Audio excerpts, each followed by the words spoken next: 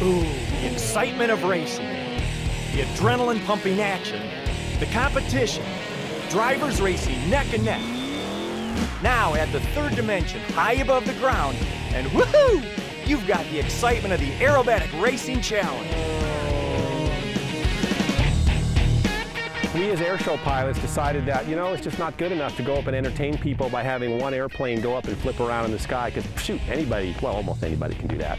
So we got together and said, you know, what can we do to entertain people and bring a little competition to the airshow environment? And shoot, everybody loves a race, right? Sailboats, planes, cars, trains, whatever. Everyone likes to race. We came up with the idea of aerobatic racing, and it's a fairly simple idea. We have an aerobatic sequence. Both airplanes fly the same sequence side by side. They're fairly close together, performing the same maneuvers. What it does is it lets the pilots have a little choice in how high they go, how fast they go, how big the loop is. But whoever gets that last maneuver first and finishes, he wins the race. Not only do you have to pay attention to your own flying and do as we say in the business, which is aim at the ground and miss, but you got to pay attention to the other guy because you want to beat him.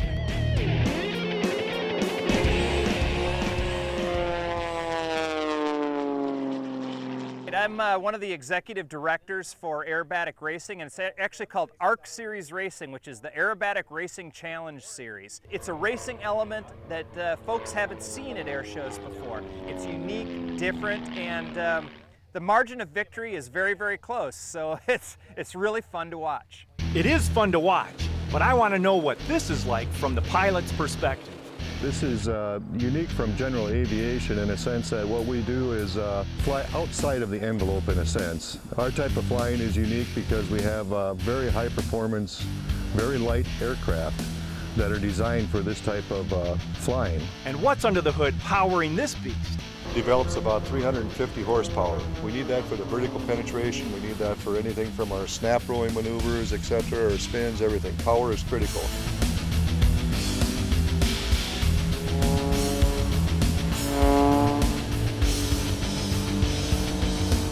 Probably just as critical as the engine is the propeller. This propeller is it's actually a wood combination carbon fiber propeller. It's designed to take all of the torquing, the gyroscopic maneuvers, etc. We beat these props up a lot. It's got a big chord angle. It grabs a lot of air. We can adjust the angle of the blade from the cockpit. So propeller is what really makes the performance of the airplanes, not only the engine. And what's their secret to knowing where they are during their crazy maneuvers? And Daryl, what is this right here? This is a sighting device. Again, it's made of carbon fiber, but it's basically a quick reference device. When we're doing aerobatics, to set our lines vertical, we look through the out of the cockpit through this device and sight this up if we're going vertical. This would be sighted up at the horizon. And then this right here? That, believe it or not, is an airspeed indicator. Forward, reverse. Exactly. Forward, reverse. We do maneuvers called torque rolls and tail slides. Basically, we're going vertical until the airplane cannot penetrate any more air and it starts coming backwards. Okay. The only way to know if we're coming backwards is to look out and watch this string. Eventually it comes up like this here and it'll float a little bit, and it comes up like this here. And you know you're going and we know we're going backwards. Pretty simple, but as long as gravity works, it will be right every time.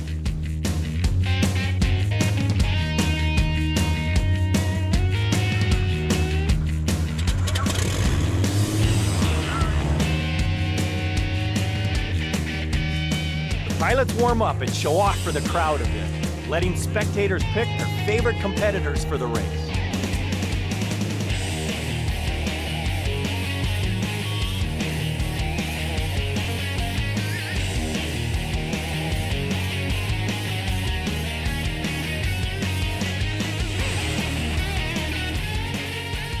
The racing we're going to do, we're trying to do monoplane against biplane, because you'll see the difference in how they fly. A biplane can perform maneuvers at a lower airspeed, and a monoplane typically needs higher airspeeds for the same maneuvers, but monoplanes tend to roll faster while biplanes roll slower. So you got to know the advantages and disadvantages of your aircraft, and you got to know who you're flying against, so what kind of plane he's in, and you have to sort of modify your flying style on the fly, so to speak, to make sure you're as competitive as possible.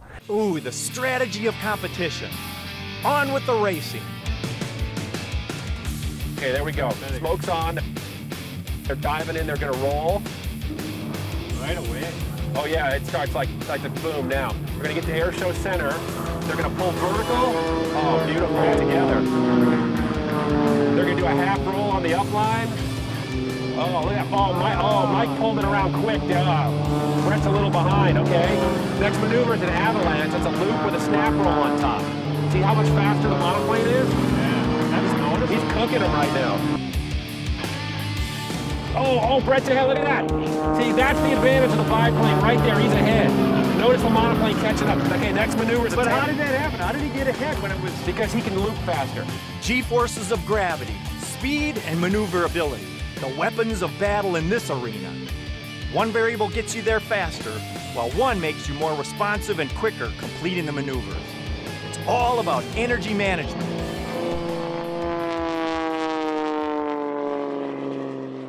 It looks exciting, maybe even crazy to some, but what does it feel like to fly like this? It's nice to get from point A to B, but I like to do something with some passion in it. I want to feel it. This thing, it's all adrenaline. It's power up, shove that thing on and just hang on. That's the neat thing about aerobatics. You're not locked into like a roller coaster where you're on a fixed track and it has to go according to that sequence. You can make it whatever you want. Beautiful, smooth, and graceful, or you can make it hardcore rock and roll. Wow, look at them go. You've heard rock and roll music. This must be what rock and roll feels like. Right here, we're standing here, we're under the force of gravity. It's normal to us. They call that one force of gravity, 1G. But you get up there in the airplane and you pull it into some kind of curve, it's trying to throw you out the bottom of the airplane. That's 2, 3, 4. I hit 10 Gs. Then you can turn it upside down and push the airplane around something. Now it's trying to throw you out. So it's like somebody, your dad used to swing you by your heels out in the front yard. All that blood rushed to your head, you got to manage that.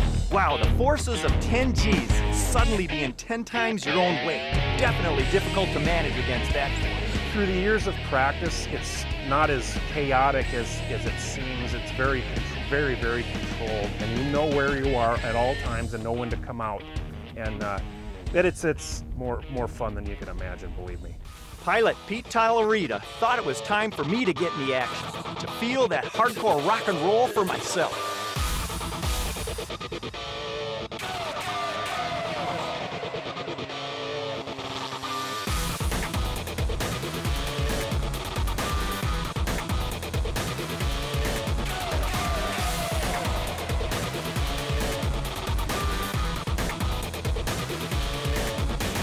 Wow, whether you go for a flight of your own or watch from the ground, you've got to experience the Aerobatic Racing Challenge. Life to the Max is brought to you by Life Touch, photography for a lifetime.